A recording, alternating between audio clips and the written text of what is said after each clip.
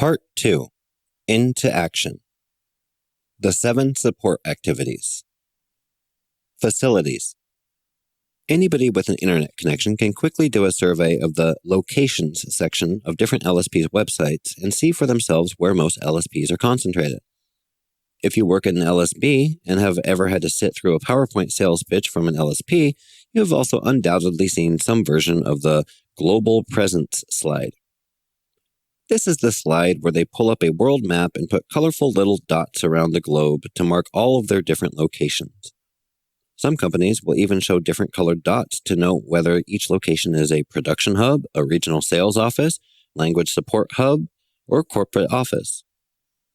LSPs typically open offices either to be in proximity to their clients or to their vendors. For example, a mature MLSP will have at least 3 offices worldwide. Offices in Europe, Middle East, and Africa, or EMEA, Asia Pacific, or APAC, and in the Americas will ensure they have 24-hour time zone coverage and therefore can coordinate closely with their suppliers all over the globe. Depending upon which customers they are targeting and where those customers are located, one of those offices will also be close to their customer base. Opening these global offices can get complicated, dealing with local regulations and requiring lots of travel. Therefore, it is a strategy that many MLSPs pursue very cautiously. While expensive, though, it is a necessary step to grow your global manpower and support the core functions of project management, vendor management, and sales to allow them to add value to your end clients. Client proximity. LSPs looking to engage with tech companies, of course, flock to Seattle and San Francisco, but there are also a large number of LSPs in the Boston area catering to life sciences clients, in Los Angeles to entertainment clients, in Texas to oil and gas clients, and in Montreal to gaming clients. It may cost 4 times as much to maintain an office in Seattle as it does in Bangalore, but this is a price LSPs are usually willing to pay to be close to their clients. Being in proximity to customers enables the sales team to add value by building a stronger connection with them. So why do language services providers need to be in close proximities to their clients if the services they are offering are global? In theory, location shouldn't matter, right? It is because this is what the vast majority of clients need, or at least what they think they need.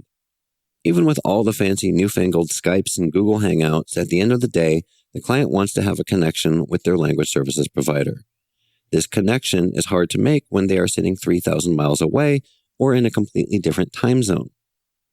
While the idea of the global workforce is very much alive in today's business, it seems that the practice is still lagging behind, as people cling to their old ways of doing things.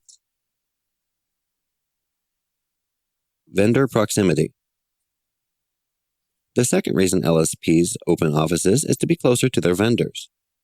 But the proximity being referred to here is only related to time zones. It wouldn't be feasible for an LSP to open offices in every single country that they translate for. Fortunately, vendor relationship is very much lower maintenance than the client relationship. Having offices in different time zones means that the production teams can add much more value through the project management core function by having full access to the translation vendors during their working hours. Vendor managers also have better access to the linguistic teams and so can better manage the overall relationship with the supply chain. If an LSP's facilities are properly set up, they can have full 24-hour coverage with teams in Asia, Europe, and America, each working 8-hour days. This means they can add more value to the client without having to work outside of their regular business hours.